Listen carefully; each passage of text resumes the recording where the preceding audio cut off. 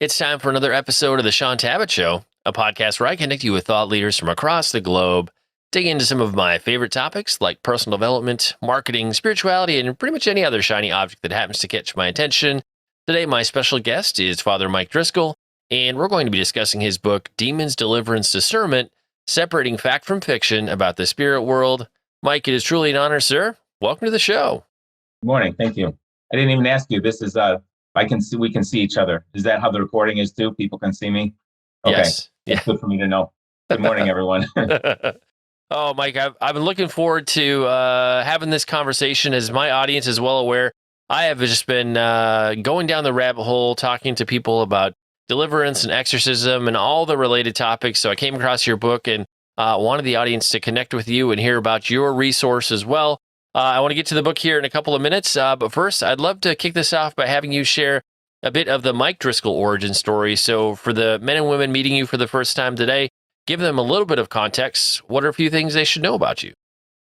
Born and raised Peoria, Illinois, and we were talking. Went to University of Illinois, was economics, and planned to go to law school, but ended up going as of senior year. Visited seminary, so went to seminary. Was ordained a priest in 1992. Next month, we're in April. Next month will be 30 years. I've been a Catholic priest for the Diocese of Peoria, and as far as the book. 2006. At that time, I was started studying counseling at Bradley University in Peoria. Started a counseling degree. It took a few years. Got a master's degree. Went on for a PhD in counseling. Excuse me. And went to Regent University. Some of your listeners may be familiar with that. It's a non-denominational Christian university in Virginia Beach. So did some of that online and some of that went out there each summer. And when time came, start thinking about a dissertation. Talked to one of my instructors.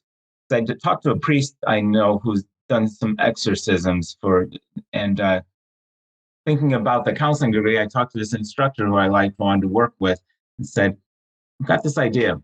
How Catholic exorcists distinguish between demon possession and mental disorders. And his eyes got kind of wide, and he said, yeah, I want to hear about that. So that was how I ended up doing a dissertation under that title, How Do Catholic Exorcists Distinguish Between Demon Possession and Mental Disorders?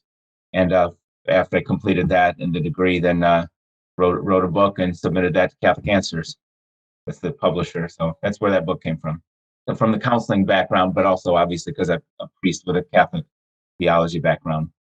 And in terms of kind of making that connection with kind of the priest and counseling background to exorcism, like did it simply come together in the terms of your dissertation, or was that kind of a normal part of your ministry work as well? I'm curious where that all kind of those paths converge for you.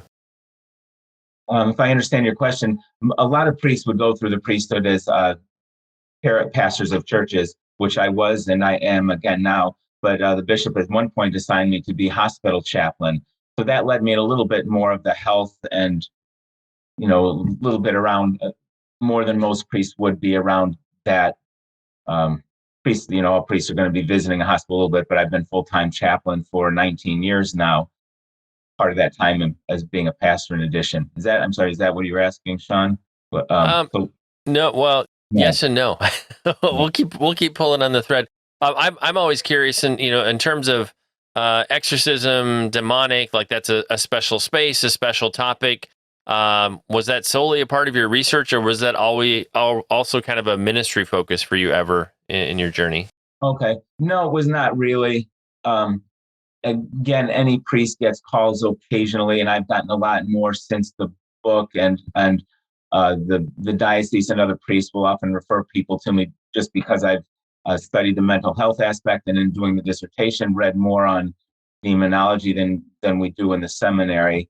But no, before that, not really. So I kind of came in through a back way. I wasn't like, hey, I want to learn about demons. It's actually interesting that it was just a few conversations with a priest that gave me that idea while I happened to be studying counseling. So no, when I first wanted to study counseling, a large thing in my mind, which still is, people struggling in marriages. And I wanted to see if I could be a little bit better at helping. So some of the classes did help with that. So nope, that was not necessarily the plan at all when I started this master's degree, not at all. And in terms of the book, we had talked a little bit about this before we jumped into the interview. If we contrast when your book came out to now, like the publishing landscape on exorcism, demonic, deliverance, kind of everything that kind of fits under that umbrella, it's kind of exploded. And on the other hand, if folks have listened to earlier interviews I've done kind of in this space, it seems like the need in this area has just grown greatly in culture. So, in terms of the landscape since your book came out and need that you see in the culture in terms of people dealing with demonic issues, like what has shifted from when your book first came out to now? I don't think I see it the way that some others would. I'm not sure that, um, as far as the extraordinary activity of the devil, meaning something like possession or close to it, a haunted house. I don't say that mocking. If there's something really going on, I don't believe it's a dead human being wandering around. I believe it's the devil causing mischief. I don't know that that's increased. And I don't know how political your show is. So you say, oh, we don't go down that road. I get it. But um, I mean, how does the Bible begin? I mean, God creates, and God creates the male and female, and He says, "Be fertile and multiply." We're talking a little bit about how you made a joke about how Catholic used to be reputation for having lots of children. That's not the reputation overall anymore in the United States, anyway. Some other cultures, maybe. So I think the work of the devil has exploded in the last, let's say, 50 years in those ways, questioning the very roots. Can you teach in a school? Well, God created the world. You can't say that in public school. My dad, by the way, full disclosure, my dad's God rest his soul, he died some years ago. Public school teacher. That's what I was raised on. My dad's, public school teacher, as was my brother's career. But yeah, you can't say something like that. Male and female. I don't know if you can say that anymore in public school. No, God created people male. They're only male and female. I don't know. Would you get fired? Marriage between man and woman, not just the very roots. That's where I see the devil working, the very roots of what God did. The extraordinary stuff, I don't know. I feel like those are, one exorcist said, called it like a sideshow or something. He said static and noise, the devil just trying to get attention from the real serious things. Really, you're Lucifer. You want to be like God, and you're going to go around a house rattling things and causing electronic disturbances. If he's doing that, and I think he probably is sometimes. I've not personally seen it. I think it's rare, but enough people say it. I take their word for it. He does it sometimes. Why would you do that? You really the possibly the most powerful angel, God's most powerful creature, and you're going to do that? Why? Well, I guess a distraction from the real work of corrupting the world and trying to, get souls to hell.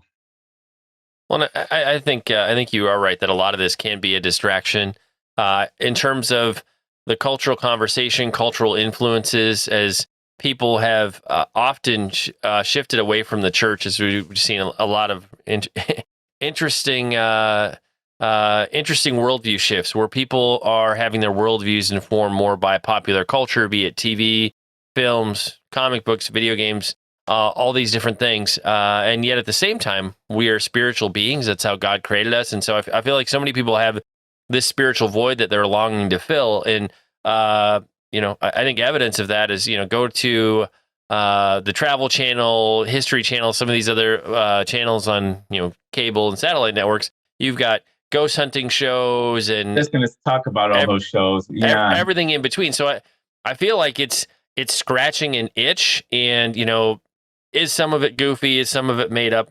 Likely, it's TV. Is some of it real? It's possible. Yet, people won't pick up a Bible and read. Yet they'll try to, they'll watch that, and that really impacts kind of their understanding of spiritual things. In terms of, kind of that never-ending battle, so to speak, over humanity between God and the devil, if you will. Often in TV shows or in films, the devil is just painted as this all-powerful being, and it's always the priest or the pastor or God seems to always be coming up short in so many of these stories. And so it is fascinating how culture, through all these different art forms, paints a particular worldview that for me, it feels kind of upside down and backwards. I guess I'd love to just get your thoughts in terms of, things like the TV shows we mentioned, or all these crazy films about demons and exorcisms and you name it. How does that warp people's views? That's interesting that like the Exorcist, what was that, early 70s, and Rosemary's Baby, was that also early 70s, about the same time? I think those were only two quote unquote demon movies out at the time, and maybe the only two that had been really in decades, or maybe a couple more. I'm not a film buff really, but their name is Legion now. How many of those are out there?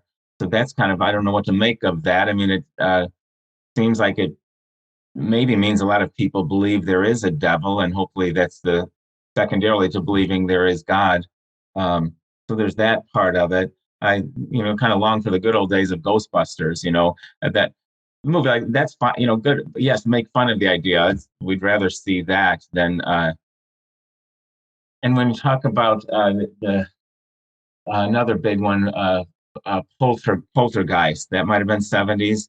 I watched that I don't know if I ever watched it back then. Watched it a few years ago or so. I was surprised how much of what is in there I hear from people. Like, well, telling this, I think we had to go. So I was telling it to go to the light. Like, I don't know that if you're a Bible-based Christian, there's nothing in there that says God's going to have a soul hang around until someone tells it to go to the light. What? But that was in that movie. I know a couple of times I've heard, well, I think animals can sense those things. I think you got that from Poltergeist. It was a surprising number of things that came out of that movie. I was thinking there was one more, but so some of those movies could have a big influence. The Exorcist did, I guess, and it was they had a priest or two apparently helping with that movie, and I remember reading the priest talking about it, saying he wasn't totally happy with it, but I don't know how much you want to go into that, but the ritual of exorcism for the church, which goes back, Bible based, and then goes back in a published form shortly after the printing press. It's got a few signs that it says to look for, and those signs were in the movie The Exorcist. So that's kind of interesting. They did follow those. They made it more dramatic, especially with the head spinning around. But like that sign, the ritual of exorcism says the priest should look for some powers beyond nature. So, maybe if a person, as in that movie, levitates and blasphemes, I heard an exorcist say he'd seen that one time. No one I know has seen a head spin around. So they dramatized, but that would be something from the devil, that to be able to cause a body to do something it couldn't do under a normal, when a human soul is in control of it. So yeah, I guess the movies, I think, have dramatized it to scare some people into believing in God. I guess that would be a good effect, but yeah, it certainly makes an impression on people. This is more a commentary point than a question you need to answer. But I, as a guy who works in Christian publishing, I heavily monitor, in terms of trade journals and just, stuff related to like the religious publishing space. And it is quite fascinating to watch how you are seeing witchcraft and kind of new age content dominate some of those spaces in a way that we've never seen in years past. Again, I think also scratching that itch and helping people. Well, I don't know if helping people is not the best way to say it. Filling a spiritual void for people where they're desperate to have something in there. DIY witchcraft kits. You can legitimately go down to a Barnes and Noble or order on Amazon a kit with a plastic pentagram and all this. Literally to start going into witchcraft tomorrow, which just seems ridiculous to say, but so just as a guy who's been in the Christian publishing space for a decade, to watch how some of these witchcraft and other topics like that sort of carving out a space in the religious almost getting legitimate kind of representation in publishing as proper religion or religious publishing is kind of crazy. 15, 20 years ago, that it was barely on the radar, at least in my space. Yeah. As an aside, you can get, I don't have one, you can get an app that will help you. Whatever, the EV, whatever, the Ghostbuster thing, looking for spirits, you can get an app that will help you to do that, or more than one app, I guess. Oh, The yes. kind of makes vehicle electronics that they will carry around. You don't need to get a big thing anymore. You can get an app for it. From what I've read, I don't have one. Yes, again, I think the main danger of those things is not. I would believe that, yeah, a person goes down those paths, are you more likely to end up possessed? Yes. Having said that, possession is so extremely rare. I never have seen the signs of a person possessed that we would define. And there's a little bit of wiggle room even in the Catholic definition of it, but I've never seen anything outside the laws of nature. So I've never believed that I have seen a person's body under the control of a demonic spirit, of a demon. So so I think if someone were to say, well, you go down that path of witchcraft or Ouija board or even Satanism, you're more likely to end up possessed. Yes, I think that's true. I think that likelihood is still very extremely small. The greater danger, God didn't possess Eve. I mean, God, the devil did not, God created it. I mean, the devil did not possess Eve. And look at that. That would be great, wouldn't it? So temptation. And so people who are doing that are more, likely to lose their soul, not necessarily by being possessed, but you're not worshiping God. What is this? What are you doing? Where are you getting these rules of to live by? And what do you think your soul is going to happen to your soul after you die? So I guess I look at less of the extraordinary effect of that and more the ordinary effect, you know, like Adam and Eve, you know, didn't Yeah. get possessed, but it was a disaster. Well, I think what you're getting at is I think the day-to-day work of Satan and demons, so to speak, in our lives is often a lot more subtle, and things like Absolutely, I temptation think and so. just as opposed to the extraordinary things that are again on the silver screen, so to speak, are made to look really large. But again, if you have friends who do ministry in this space, those extreme cases of like the 90-pound grandmother throwing the piano or people levitating, or if somebody has an experience like that, they'll tell you, I've only seen that once throughout often, decades of ministry. Like the extreme, the crazy, that seems to be fairly rare. Right. So I'm those who think they're seeing it more, and I've talked to them too. I just think they're mistaken. I know the ones that I talk to are seem very good, sincere people, including I've talked to exorcists, so I think see that a lot more than I would. They would look at the same thing and say, I think these are signs of possession. I wouldn't. I want to see something outside the laws of nature.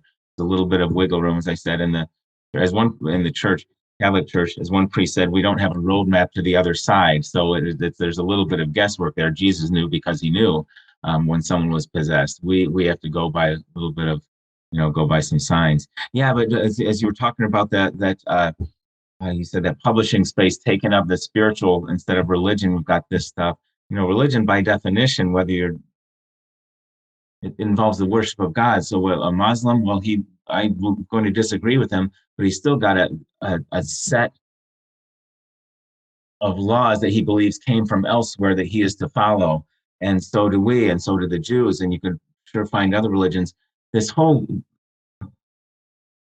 when people say I'm not religious, it's spiritual, what I get is what I'm hearing is I believe there's something more than just the physical world, but I don't want to be responsible to anyone there. I want to be able to, come up with my own rules. There's something to be said for a set of rules that we believe are given by God, rather than just, oh, well, I'll be a witch and who's setting your parameters? What makes good and evil for you? Well, yeah, I guess you make it up. And then, of course, we don't go by the 10 Commandments. Then we get this whole thing in our society of just making up morality.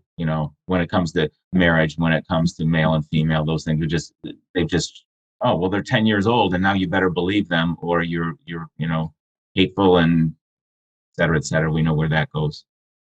Yeah, that's probably been one of the most surprising things, just in uh, encountering people who didn't necessarily grow up in the church, or didn't have the benefit of going to Bible college or seminary. I'm amazed at people who don't realize they have a worldview. Like you talk about, well, you have a lens and a grid through which you view everything, and you were informed as to the rules of how you understand the world operates and how God operates. Everybody has some kind of a concept that they're applying there, Absolutely. and that's this foreign concept to so many people. Where I was just like, this has been so second nature for me, just based on coming up in the church, and like even another this is a rabbit trail, but if I contrast, like I grew up Lutheran Church Missouri Synod and catechism, confirmation, all that kind of stuff, and getting kind of a basic understanding in theology and doctrine. And it's been interesting to now in this latter part of my faith journey and just whatever, being in more evangelical leaning sides of the church where, you often don't have sort of those milestones that you have in more liturgical settings. And so, people don't even know what a catechism is. They've never actually studied creeds or church history or any of these things that are extremely helpful in terms of informing your worldview, understanding at a basic level how God set up the world, and so there's again kind of going back to sort of the spiritual void or a worldview void. Something will fill that space, and so Right. those are things that I'm so appreciative that I got to have those growing up, because a lot of the church has lost that overall. Yeah, that's a great point. Is that everyone has a worldview, and it's funny when someone say, "Well, I'm just doing things objectively." Well, yeah, I want some objectivity. I do want 2 + 2 = 4, but yeah, we all, of course, we all have a worldview, including the one who says he doesn't.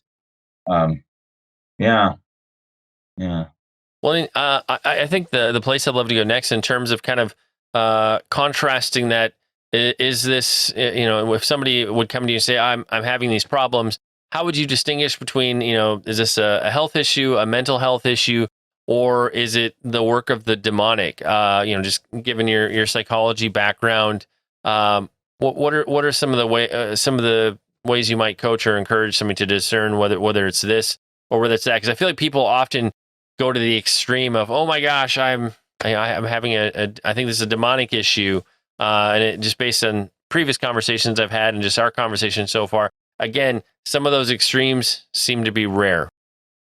yeah. I'm the hospital where I'm chaplain now. That'll be 10 years this summer.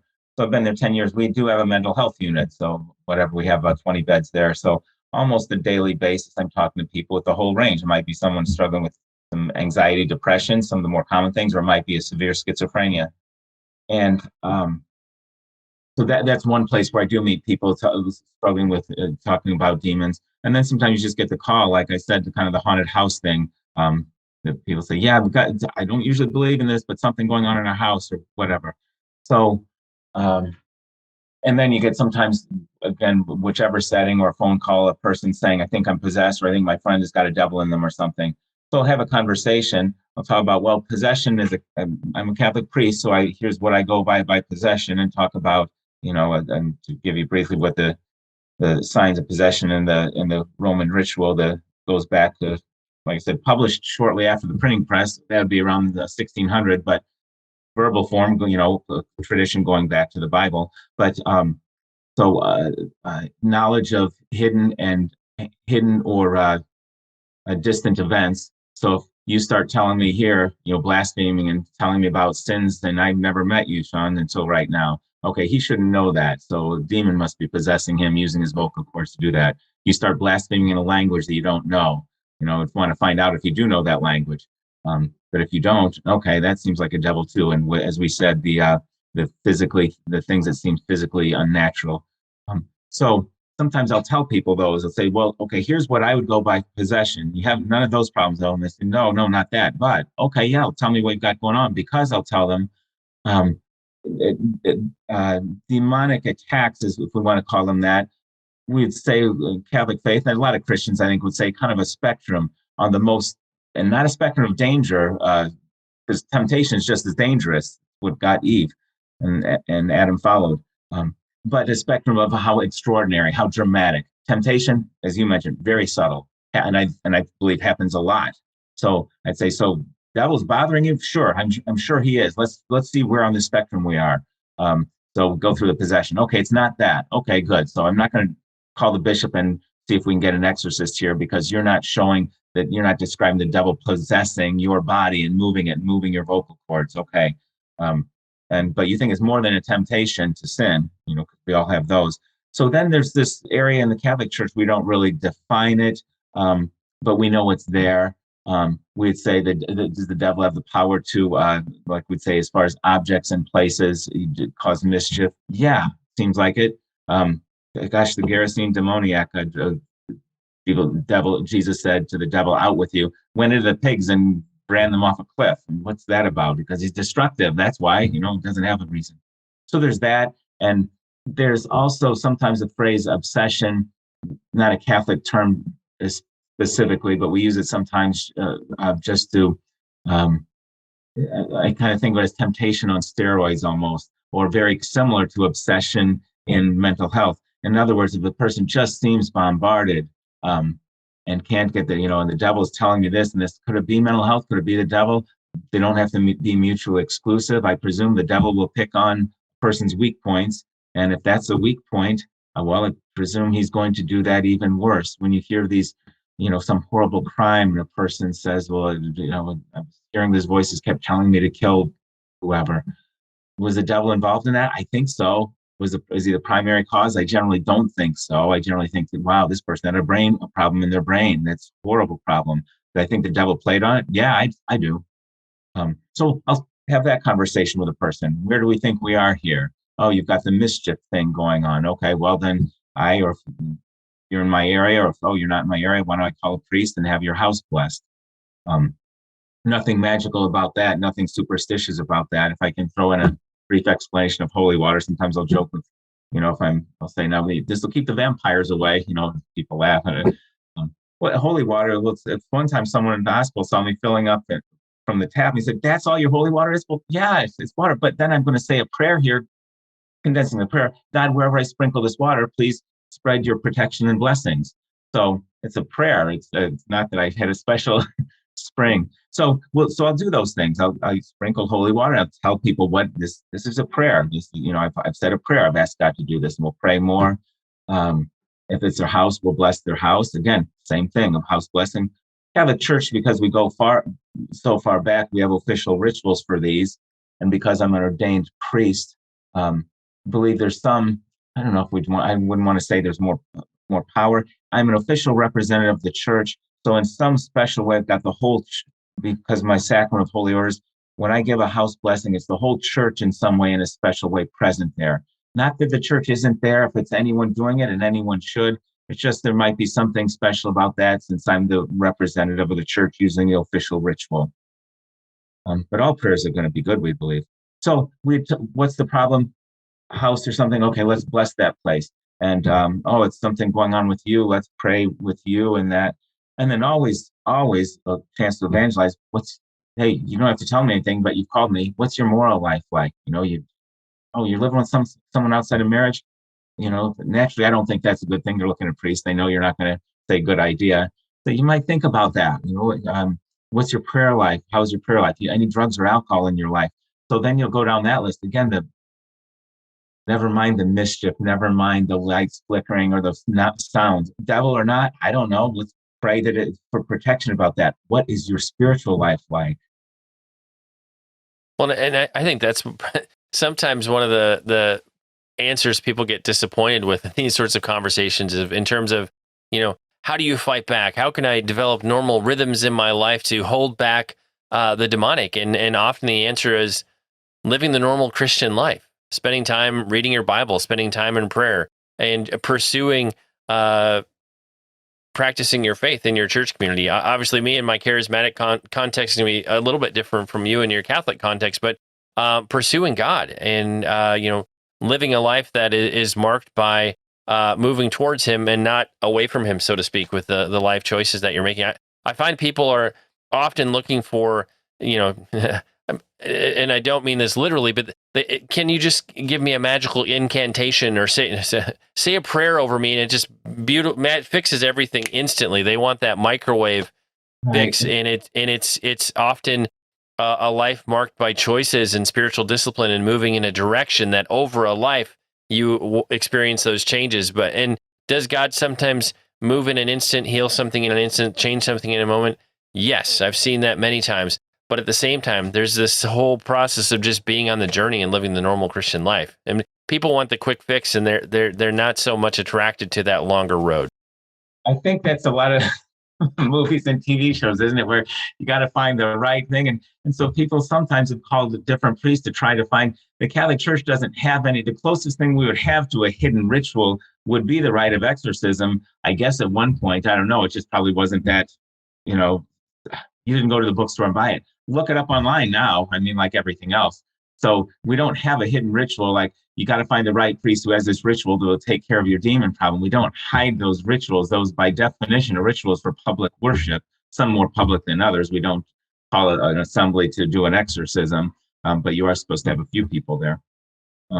Yeah. So yes, people are looking for that. I guess from the well, human nature, we want a quick fix. That's part of it, I'm sure. And then because of the stuff that is out there, finding the magical solution to the devil, but it's not that kind of a thing.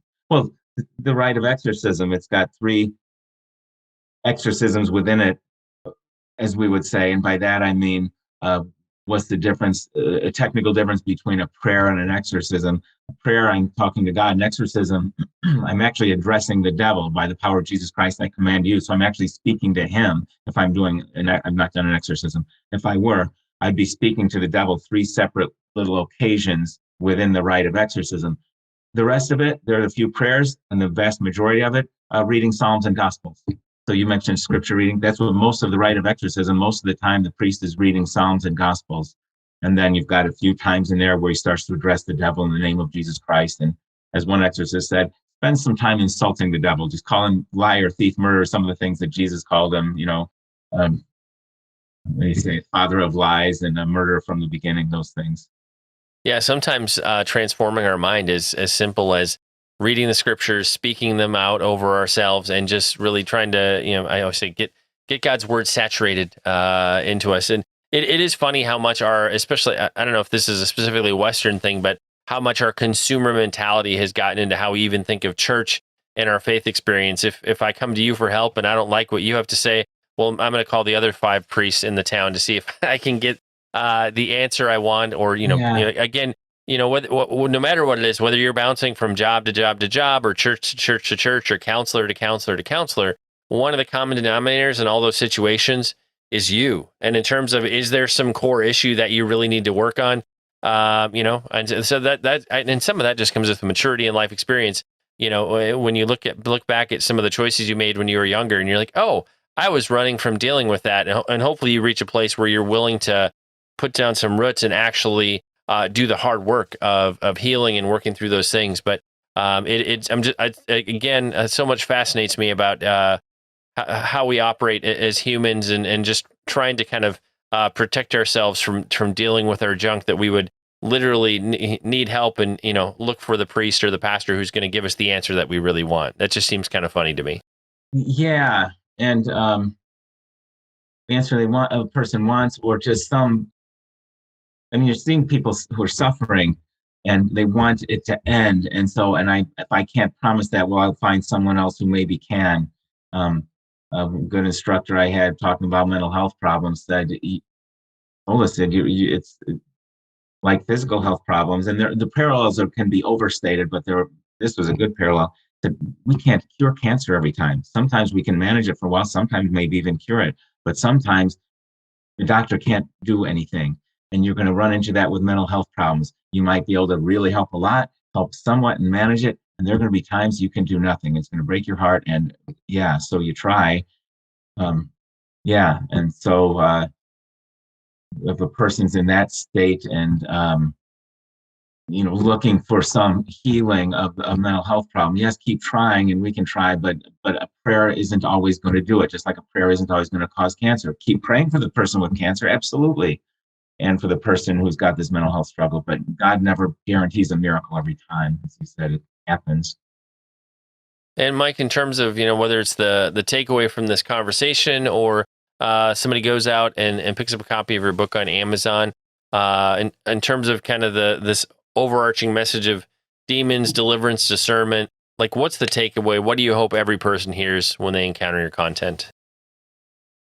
Oh, wow. When I did the dissertation, I guess the finding it was qualitative. So I just had interviewed a few exorcists. If there was a finding that my dissertation committee found interesting. It was the range within the Catholic Church of a range of opinion. As I said, those three signs, the exorcism ritual states, and then it says, and other ways of building up the evidence. Like, oh, they didn't tell us what that is. In other words, just saying, don't limit yourself necessarily to these, but it's very adamant. And they found this interesting too when I presented to the board that the Catholic ritual,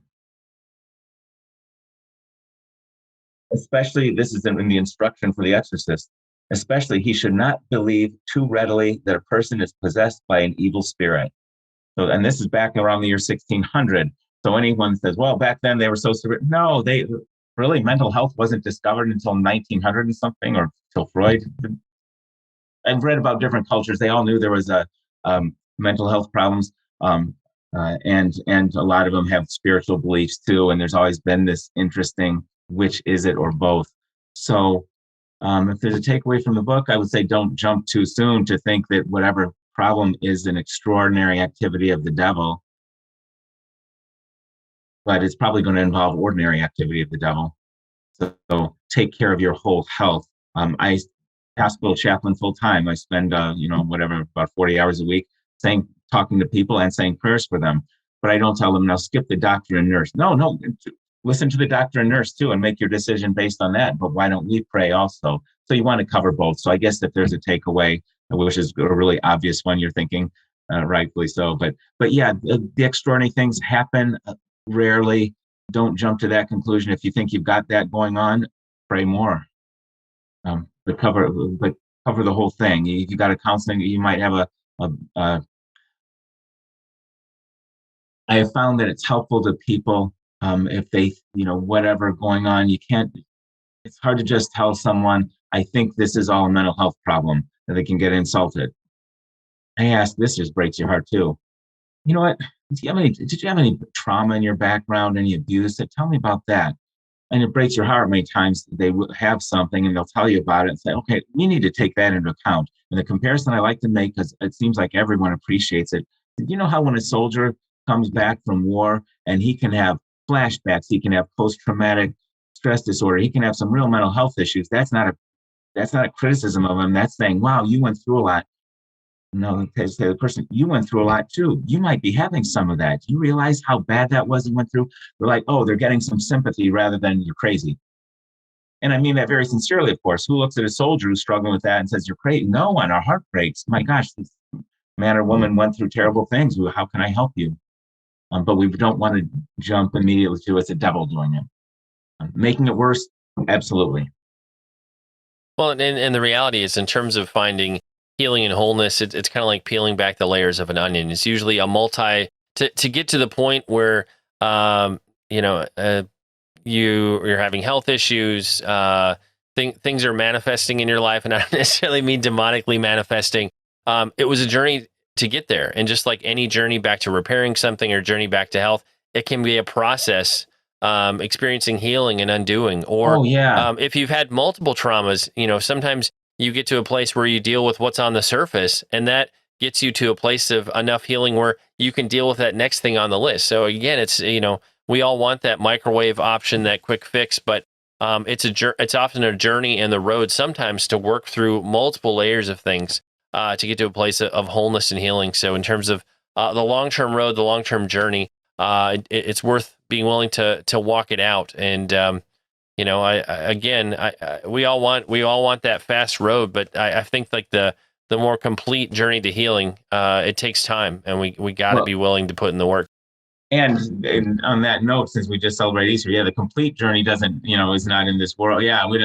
The full healing doesn't come in this world, as we know. So we'll make sure we're on the path and going to heaven, and that's where the complete is. We just had the resurrection, so that's where the complete healing is. Until then, we do what we can in this life, but knowing the complete healing doesn't happen in this life, mentally, physically, emotionally. That won't come in this life, but it will come.